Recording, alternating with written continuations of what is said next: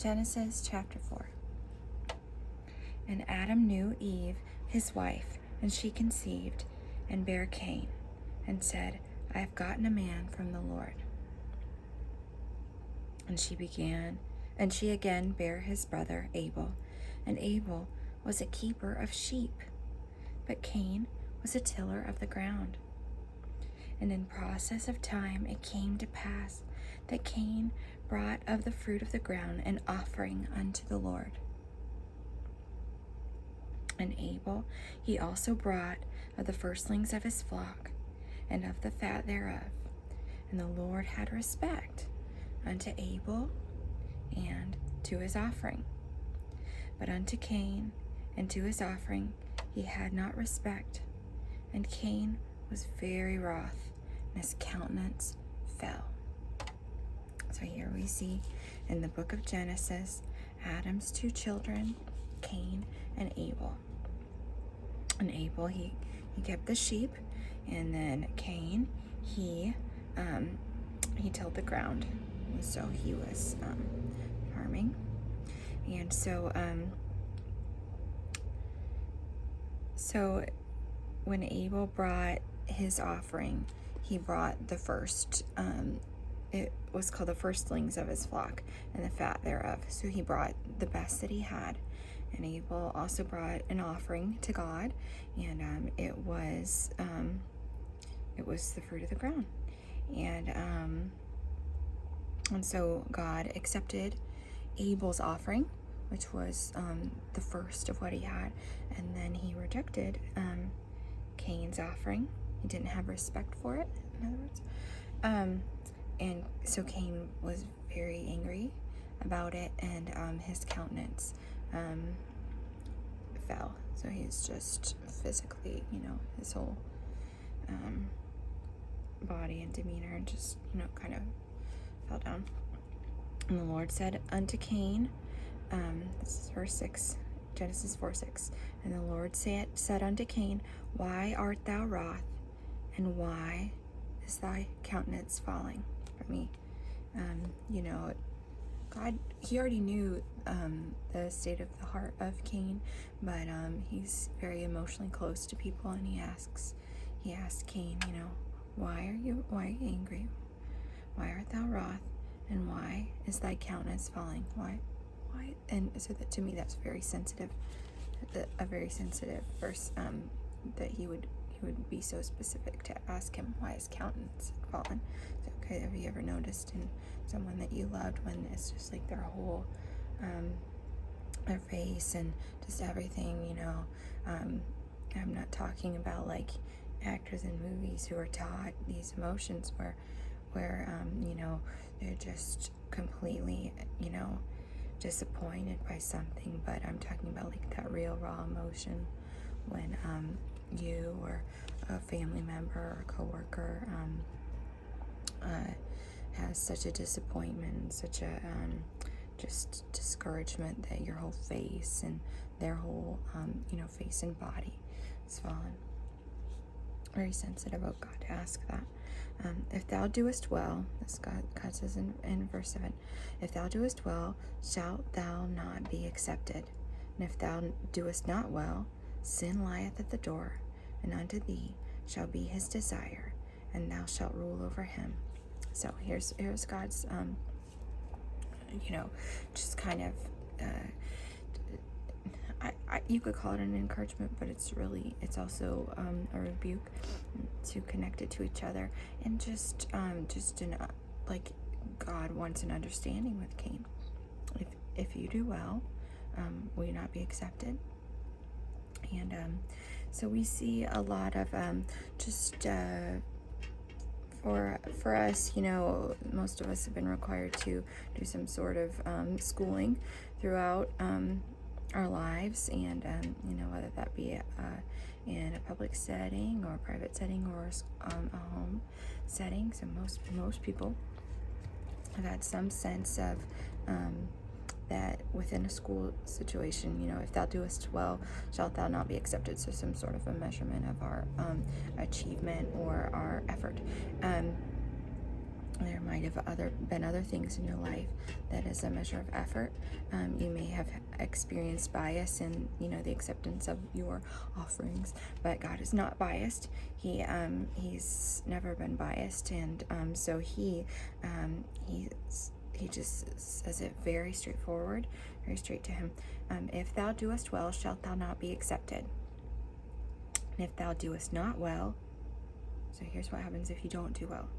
Sin lieth at the door, and unto thee shall be his desire, and thou shalt rule over him.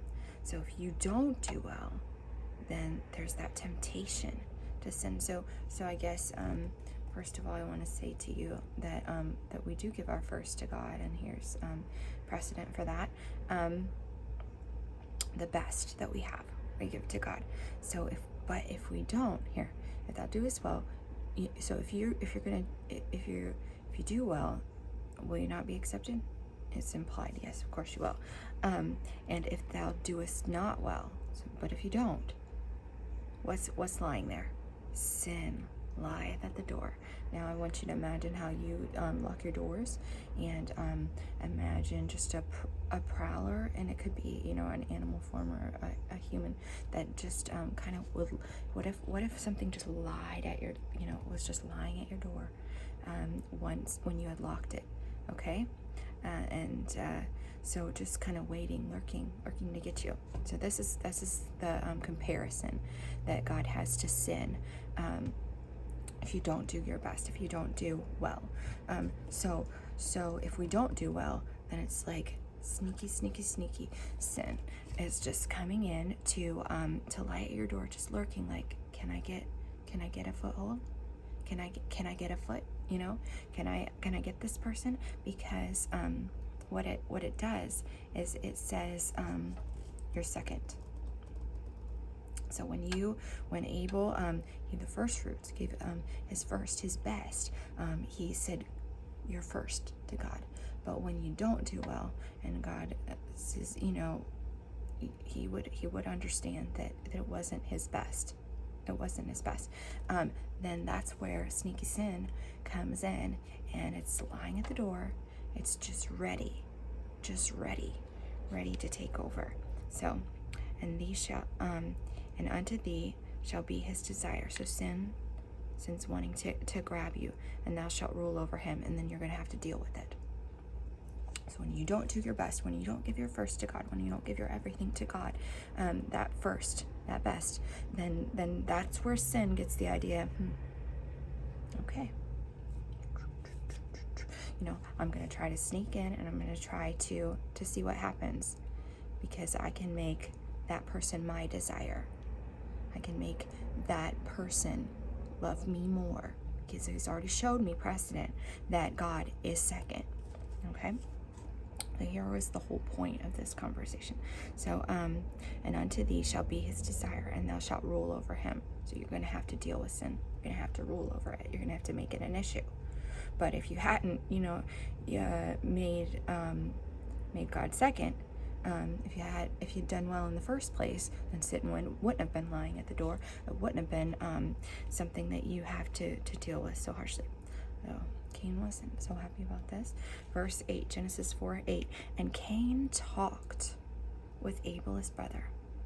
And it came to pass, when they were in the field, that Cain rose up against Abel his brother, and slew him. And the Lord said unto Cain, where is Abel thy brother? And he said, I know not. Am I my brother's keeper? And he said, what hast thou done? The voice of thy brother's blood crieth unto me from the ground. And now thou art cursed from the earth, which hath opened her mouth to receive thy brother's blood from thy hand. When thou tillest the ground, it shall not henceforth yield unto thee her strength. A fugitive and a vagabond shalt thou be in the earth.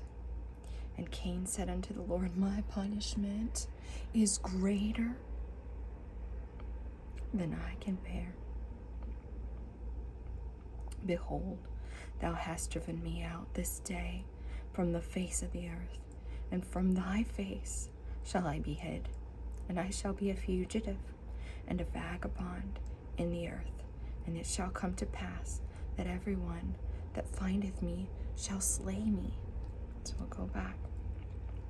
Conversation that Abel and Cain have together. So Cain talked with Abel, his brother. He went out to talk to him. Like, hey, let's talk. Hey. And it came to pass that when they were in the field, they were out together in the field, Cain rose up against Abel, his brother, and he slew him, or he killed him. Okay? So Cain was so bothered that his sacrifice, his offering, wasn't accepted by God, and that Abel's was, which Cain's offering had nothing to do with Abel. Cain's offering was accepted or rejected based on his own desires, based on his own state of mind, based on his own priorities. Do we understand that? But instead of letting it be about a sin issue for him, he took it out on his brother, took it out on his sibling. Okay? So, he killed Abel. And the Lord said to Cain, do you remember? Where's Abel, thy brother? Yeah, he asked him. He knew where Abel was because his blood was crying out for him from the ground. He knew what had happened. But he asked him because you can see how, like, close, how just very, very, like, tight-knit God was with people and showing himself to them and conversing. And he just asked Cain. He asked him, what have I done? What have you done? And then he gave him the curse. And now thou art cursed from the earth, which has opened up her mouth to receive thy brother's blood from thy hand. So the brother that he slew on that earth, the earth itself cursed him, okay? So when thou tillest the ground, it shall not henceforth yield unto thee her strength. So he's going to be working really, really hard, but he's not going to be able to bear that fruit. He's not going to be able to get from the land what he was getting before. All right? He also said part of the curse was he's going to be a fugitive and a vagabond on the earth. It means he's going to have to be on the run. All right? And he's not going to have a home. He's going to have to travel from place to place. Okay. So, Cain's just so desperate at this point. And he's just, my punishment's greater than I can bear. It's way more than what I've done. I mean, he just killed someone. He just killed his own brother. And so, my punishment's greater than I can bear. Okay. Anyways. So they're having this conversation. And God, he's so caring. He's so caring in his words. So, he said, Cain's, I appreciate verse 14, because he says, behold, thou hast driven me out this day from the face of the earth, and from thy face shall I be hid.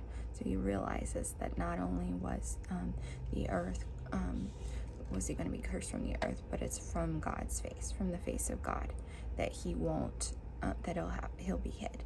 So he realizes the pain of what he's done, because he knows that that what has been, the relationship that has been, everything has changed. Everything's changed because of his sin. Everything's changed because of sin lying at the door. And just like God said, just like God warned him, if he'd done his best, that sin lying with the door at the door for him, like God had just told him exactly what was going to happen, if he didn't do his best. And so just came to pass. It's not like the Lord didn't warn him. It came to pass like immediately. Okay, so and he slew his brother, took his brother's life. All right, so they're having this conversation, and Cain's other concern, besides that he's driven out from the face of the earth, and that his faith from thy face, God's face, shall I be hid, and I shall be a fugitive and a vagabond on the earth. Okay, but and it shall come to pass that everyone that findeth me shall slay me. He says, everybody I meet with, they're going to kill me. They're going to want to kill me. And the Lord said unto him, that therefore whoever slayeth Cain, vengeance shall be taken on him sevenfold. So the Lord put a consequence. So he said, if there's a price on your head, I'm going to go ahead and nip that right in the bud. And so he said, the Lord said unto him, therefore whoever slayeth Cain, if anybody kills you, vengeance shall be taken on him sevenfold. They'll do what they did to you 7 times over. And the Lord set a mark upon Cain. Put a mark on Cain. Yeah? Lest any finding him should kill him. So the Lord marked him, almost like branding, so that they would know that 7 times would be done to them if they killed him. And Cain went out from the presence of the Lord and dwelt in the land of Nod on the east of Eden. And Cain knew his wife, and she conceived and bare Enoch. And he builded a city and called the name of the city after the name of his son Enoch. So Cain, he built an entire city, named the city after his son Enoch. And unto Enoch was born Irad. And then on and on. Talks a little bit about those who came after them, generations that came after them. So I guess just in light of excellence, and we're seeing like international excellence in the Olympic Games right now, just to sort of tie this into a time period. There's a best, and then there's when we know that we could have given more, we could have done more, and we didn't. And our best is what God deserves, and our first fruit is what God deserves. And the consequence here, and I know that I already spoke of it, and that you understand, but understand again, I want to reiterate the point that when Cain didn't give his best, then sin got the big idea that it could come in and take the place of God and take that first place. Okay? So when you are tempted, you've been given a lesson, so you may be tested over this, because just like Cain was warned, knew exactly what was coming. The Lord warned him that sin would be lying at the door to get him, and that he would have to grapple with it. He'll have to deal with it when it comes up. And he made that choice. He made that choice to take it out on Abel. When sin comes to you, when you haven't done your best, you're going to have to fight it. You're going to have to deal with it. But before that happens, I want you to make sure that your offering is worthy of the Lord, that he would look at it and he would say, yeah, yes. He would say, I respect it. I respect it. Okay? So I want you to be encouraged, and to be also warned to do your best and to give your best. Thank you. Amen.